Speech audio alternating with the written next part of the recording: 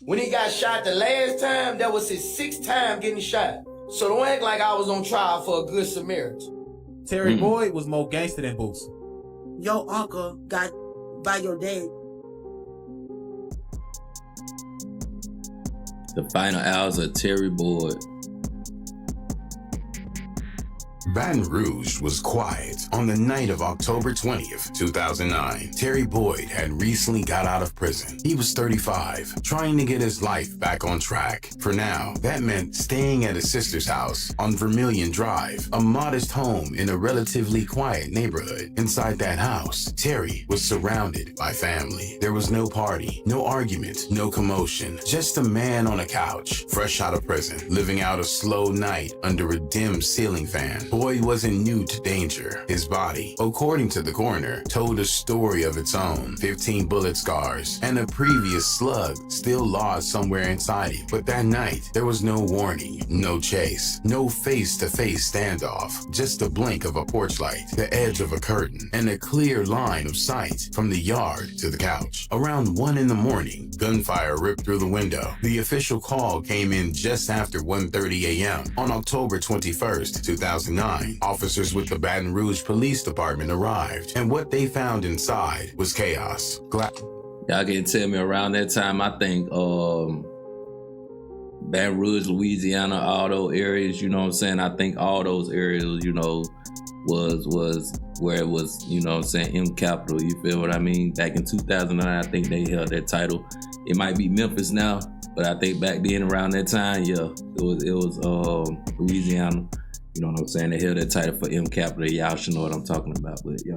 That's everywhere. A shattered window, shell casings just outside, and Terry Boyd, deceased, on the floor. He'd been sitting in the den, the same spot he spent most of the night. The shooter never stepped inside. They didn't have to. Investigators determined that at least 6 shots had been fired from outside the house, through the window. A 9mm, close range, quick, deliberate. There was no forced entry, no struggle, no words exchanged. Whoever pulled the trigger came for one reason: to hit. Police combed the yard with flashlights. Shell casings glittered in the grass, catching moonlight like teeth inside the house. Blood pooled beneath the couch and traced into the fibers of the rug. Family members were still there, frozen, panicked. Boyd's sister, the woman who let him stay with her after prison, could barely speak. Ben Hawkins, her boyfriend, was the one who called it in. A neighbor told police that he had seen 2 black men fleeing the scene. One wore a white t-shirt.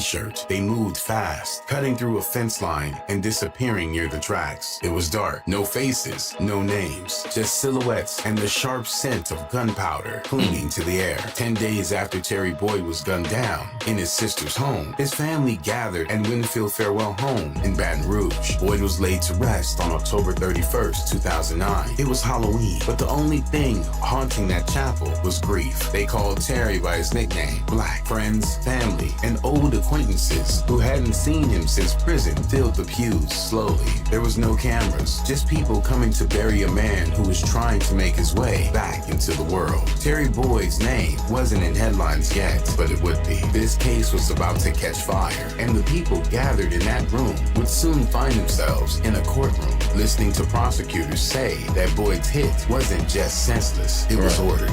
Terry Boyd was really finna knock Boosie off. That's why Boosie had to get him gone. Boosie was really... Yeah, that right there just speaks volumes. I just paused it as soon as he started talking about Boosie, you know what I'm saying? Because we already know Boosie fought a lot, you know what I'm saying, back a couple years ago, you know what I'm saying, to beat them cases. So I'm thinking it got something to do with it. Yeah, the Terry Boyd, for real.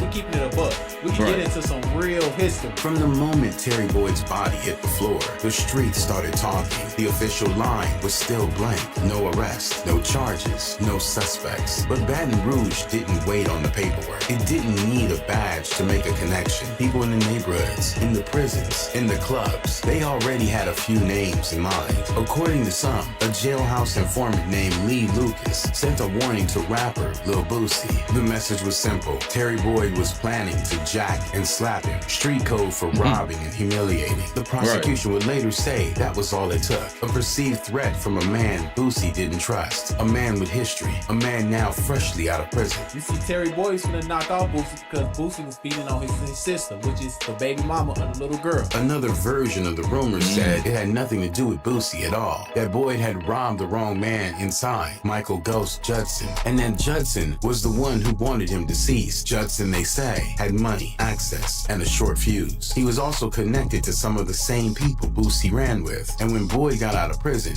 Judson didn't forget. But Judson was hit before the trial. Others argue that Boyd had too many enemies to count, that he was reckless with who he crossed, and someone finally caught him slipping. Yeah, I would have to agree with that, man. You know what I'm saying? If you know what I'm saying, slapping up on my sister or something like that, if I got the chance to, I had to put hands on you. I ain't gonna say that I would, you know what I'm saying, like send a hit at you or nothing like that, you know what I'm saying? But it depends on how vicious it got. You know what I'm saying? How vicious we finna go. That's for sure.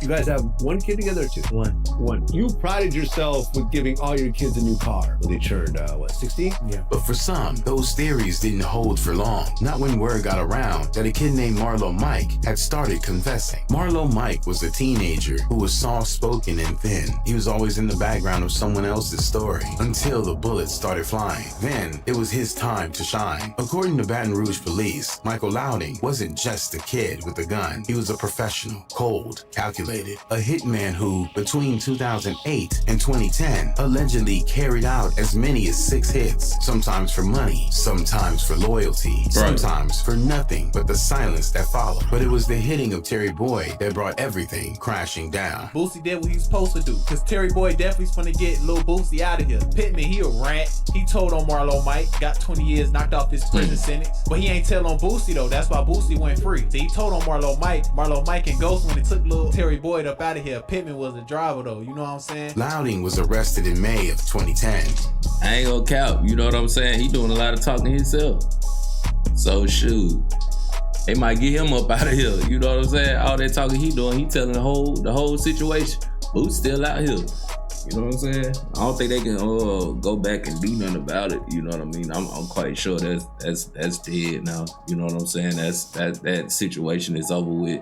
So yeah, that's crazy work though. And interrogated for hours without a lawyer or parent present. Just a teenager in the police station, slowly realizing that he had talked himself into a corner. What came next would shape the entire case. He confessed. How many times did you shoot him? Marlo Mike. About 3 or 4. Howard. Who gave you money? Marlo Mike. Boosie. Howard. How much? Marlo Mike. $2,800. They called him a hitman for hire. A teenager turned assassin under the influence of fame, money, and music. Suddenly, $2,800.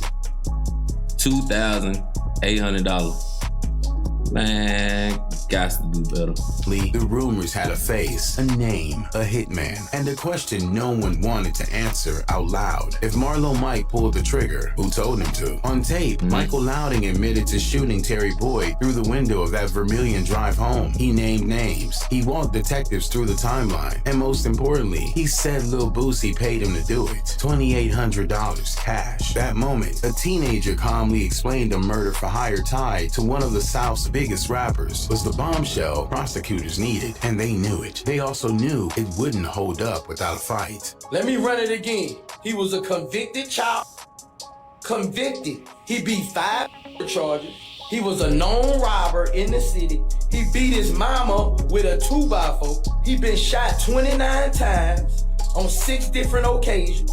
If anybody came to my trial, you would have saw his body up there with 29 marks in it. 29 times shot over on 6 different occasions. All new tonight from Baton Rouge, a prosecutor says rapper Lil Boosie hired a hitman to another man. By the time Lil Boosie went on trial for that hit, the courtroom felt like a stage. The state called it the state of Louisiana versus Torrance Hatch. But to the rest of Baton Rouge, it was Boosie versus the system. Marlo Mike had already confessed to the hit. In that taped interview, he told police that Boosie paid him $2,800 in small bills to take Boyd out. He said Boosie handed him the cash personally. But by the time the trial began, Lowney had changed the story completely. He told the courtroom he lied during the interrogation, that he hadn't hit Boyd, that Boosie never paid him a dime, that he'd been threatened by detectives, told his mother and stepfather would be arrested if he didn't talk. He claimed they said Boosie had put a price on his head, $25,000, to have him hit, and that he panicked.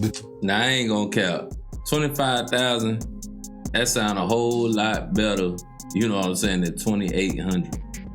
I mean, for you to be somebody that, you know what I'm saying, a rapper and got money, you know what I'm saying, I would think that's more of a truthful thing than you telling me that somebody sent you money for $2,800 to take something out. You know what I'm saying? $25K, that kind of sounds a little bit better. You feel me? Jury looked at him and looked at the evidence because there was more than just a confession. There was a tattoo. A photo taken 2 weeks after Boyd's hit showed Louding in Boosie's house getting fresh ink across his stomach, an AK-47, and above it the words, "Yo Boosie, who's next?" When asked about the tattoo in court, Marlo Mike shrugged it off. "It's just a tattoo," he said. "It don't mean nothing." That flip didn't stop prosecutors. They had something else, Boosie's own music. On the night Terry Boyd was hit, Boosie had been in his home studio recording a track. The song was called 187, a reference to the California Penal Code for homicide. The lyrics were aggressive, targeted, and some of them mentioned a gray Monte Carlo, the same kind of car Boyd was known to drive. One line stood out, "Yo Marlo, he drive a Monte Carlo. I want him gone today. Here go to K." K, slang for money. Hours later, Boyd was shot through a window. And just after that, another song, Body Bag. In it, Boosie rapped about brains on the wall and said, "Rockabye baby." Prosecutors said it wasn't a coincidence. They said it was a confession. "The state painted my music wrong," countered Boosie. "My music is violent, but not all of it. I have songs about God, my kids, and telling other people's kids to chill out and go to school and do right. My music helps most kids avoid that street life because it scares them. My fans aren't blind to the consequences." Another piece of evidence was a phone call that Boosie had made to the mother of one of his children, in which he threatened her and their shared child, as well as made vague references to the hit of Terry Boyd. The video says you're busy, that's all it says. Like, don't be bad. You ain't do nothing to my brother. I don't care. I'm still doing well. Like, don't be bad. You ain't do nothing to my brother. No. You ain't do nothing to my brother. You ain't do nothing to her. Please, like him. You ain't do nothing to her. This crackhead ass mama. You ain't do nothing to her. The defense called no witnesses. Yeah, man, that's crazy work, bro. That was Boosie a little lie, man. That boy said.